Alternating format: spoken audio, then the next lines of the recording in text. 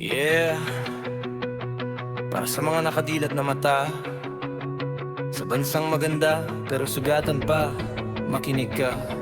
Sa kanto may batang walang tsinelas, habang sa TV may politiko na may bagong negosyo at mansyon sa Pinas. Tax ng masa saan napunta, bakit ang pangako laging napapako sa salita?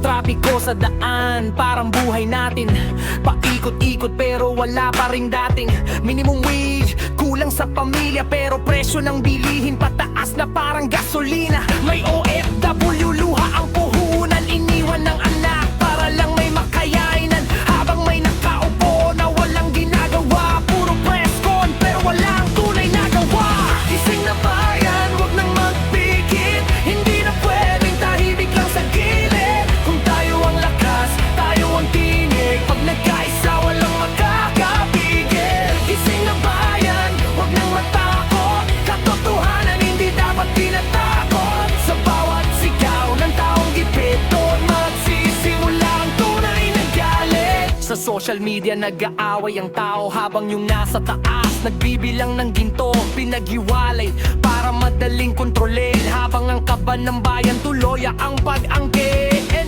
May magsasaka na walang lupa pero yung lupa nasa mayayamang nakaupo sa mesa. Isda sa dagat pero mahal sa palengke, kahit sariling yaman